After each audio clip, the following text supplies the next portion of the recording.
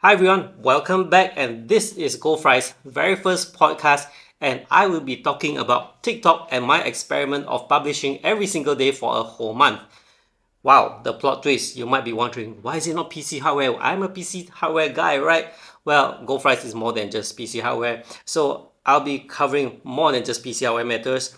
And in fact, the next video will probably be about AI and how using AI got me screwed up because I actually had an earlier recording of this video, but it was done with AI assistance and it did not turn out the way I wanted. But that's for another day. Now, back to the content proper. I did the TikTok experiment, and so why am I doing this? Well, it's to first-hand experiment and experience how it is like, and then I'm going to share you the results, and so you can have you can set your expectations to a realistic level so that you have a good ballpark range of expectation to avoid disappointment and to avoid overcommitting to this TikTok or whatever social media thing. But this time I'm using just TikTok. In this video, I will share about my results first, and after that, we'll talk about the challenges so you as a business owner know what to factor in if you want to embark on this. And this video is going to be lengthy. So now let's talk about the results first. I went with a very broad topic of sharing about food that I've eaten, and food that I would like to recommend to people. So admittedly, I was expecting my followers to reach higher numbers. That time, my created account, it was left dormant for a while and I had 20 followers or so. I was expecting it to reach 50 or 100, but you know what? After that 31 days of upload, I only barely hit 40. And after 3 months now, with minimal content, I've reached 70. So the follower count is not what I expected. However, the views are actually a lot more than what I expected. So that's a good thing. Again, you can have expectation like I did, but your expectation may not be as what it is because there's so many things going on these social platforms. Now with that, let's talk about the challenges I face to produce this content. Now, bear in mind, I am a person who is producing video. I have my equipment, I have my process flow and all that already, so I can get ready on the go. But anyway, let's go with bit by bit on so that you can follow properly. Okay, so the first challenge is the amount of content. To get it done for 30 days, I need 30 content. Over the years, I actually recorded many videos. I wanted to start a channel for food for a while, so I had contents to up to like 20, so I thought it would be an easy job. However, my problem is when I started to publish the first and second video and figure out the way I want to present it, the contents for 20 videos was shortened down to, let's say, about 15 or less. And then this means I have to work out 15 contents, and it's not an easy thing because this part will be I have to prepare 15. It's not something that you can immediately prepare just because you want it to. And that is the challenge that I face. It's a race stakes because I had to find 50 new content before my content runs out. This includes content research and other places to go amidst on my busy schedule and content planning on when to publish my content. So this is the planning part, because you wouldn't want to see a channel that keep on producing beef noodles just because I like it, or nasi lemak just because I like it, or out of convenience, right?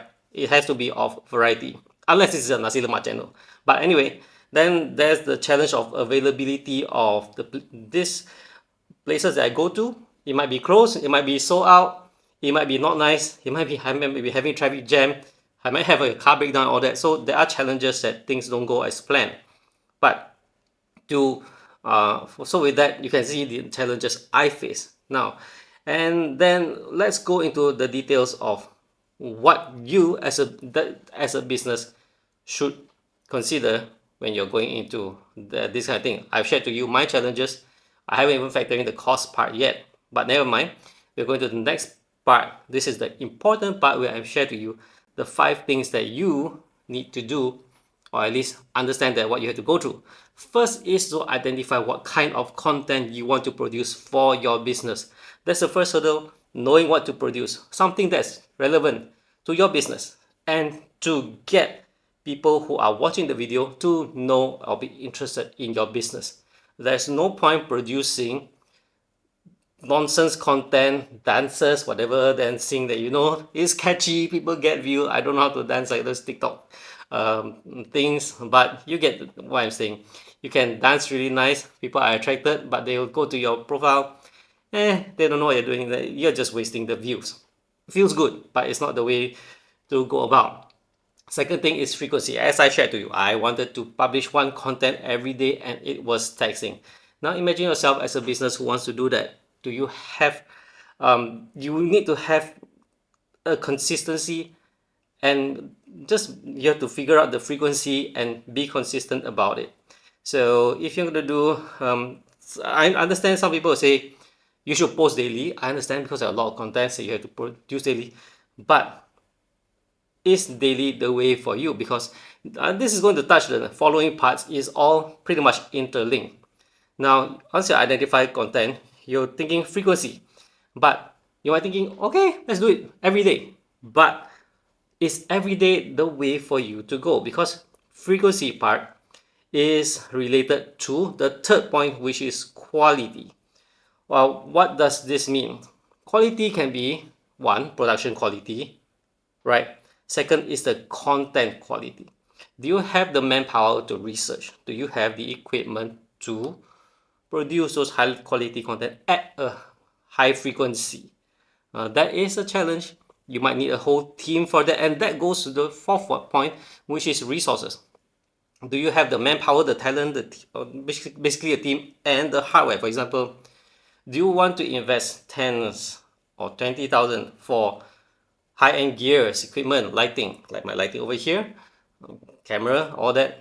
And do you have the people to do the content planning, content creation, writing the script, plan out what to shoot and all these things for you, then edit and upload? So these are the things you have to factor in. Do you have the resource, the manpower to allocate to produce it every day? I've known some restaurant owners who shared to me that they are tired of making content. Yes, it is tiring. In my 30-day experiment, it was tiring. I made my content simple. So I'm going to elaborate this part on my content. I choose something that I have a process flow. It's short and simple, reasonable quality. I'm just using phone. It's medium quality. I do write the scripts. I put time into the editing part. Even that I find it taxing because I'm tired. I couldn't sleep. While I sleep, I must set an alarm so that I remember to upload it. Make sure it's uploaded every single day. So factor in that, and that's food cost for me. Arguably those are my lunch and dinner, so it's not so bad. But again, for a business, is it worthwhile going to invest in all that? We'll talk about that later. So come to the fifth point, is that the commitment to the frequency, like all these things mentioned earlier. Your planning, your frequency, the quality, and the resources, and after that, your commitment. Are you able to commit to this activity of constant uploading? You can do it for 1 week, you can do it for 1 month. Can you maintain it for the rest of the year? Now that's a long run thing. Personally, I don't think you'd have to do it daily basis. I did come by some brands who insisted to do it on a daily basis, which from my experience in observing the frequent upload and all that, it wasn't effective. Yeah, because it was spamming of content, many repetitive stuff, no quality. That would be an issue. So you have to consider that. Whew. Let's see. Now, to sum up, I can just categorize it into two aspects that you have to consider. First is content management, in which you plan the contents and then what to produce and when to upload. Those are the managing of the content. And then there's the content production. That's where you film your A-roll, you film your person talking, you get the audio recording, whatever, you find the music, you piece them all together. That's the production part. And so, with that said, those things done, should you as a business go into any social media platform. I know this is about TikTok. I have only enough brains resources to work on TikTok alone. However, this applies to TikTok, IG, Facebook, anything. Should any business do it? I say it's good to do it because it's somehow a free publicity. If you put tiny little bit of effort for certain quality content. I'll give you an example. Let's say you have F&B, you have your famous risotto, famous carbonara, famous whatever thing, and you want to highlight certain things like this is the special this is the ingredient, or this is the way we do it, and this is the result. Those are helpful contents that can actually get people interested in your business. So you don't have to publish all the time, but it does show people what you can offer. So those are the type of content that you should maybe look into, and then occasionally have some fun ones, I suppose. Just don't wear yourself out. So in the end, it's a long game. And with that, before I end, I would like to give a shout out to a few F&B that I know that tried TikTok and had some form of success, at least to get views and some crowd. First is Farmers Street, where their content focuses on their offerings, their restaurant atmosphere, and their catering service, with some funny acts by their staff and sometimes random appearances from the boss. And there's Nicole's Cakery. Like Farmer Street, they also focus on their offerings, their restaurant atmosphere, and their catering service, their menu, with also some funny acts and appearances by the boss himself. And lastly, we have Grill Sergeant, where, unlike the other two, their content is just mostly photos and slides, focusing on their delicious grilled-focused menu and promotions.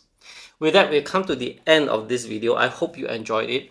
I will have more business-related content coming because, in case you didn't know it yet, goldfries here, being a PC hardware tech channel, I myself am a businessman. I've helped businesses with services such as producing content and planning all that. So I'm sharing my experience on these aspects of content production management, and yeah, basically that. So if you are interested or need help, you can always contact me, drop me a message. Maybe I can make a video on that, or we can meet up in person for a coffee or for some meal and see what I can contribute to your business. But other than that, with that, I come to the end of this video. Thanks for watching, and I'll see you guys in the next one. Do remember what I have in mind right now. The next business related video could be something AI related that can actually help you in your business as well. So with that said, thanks for watching. I'll see you guys in the next one.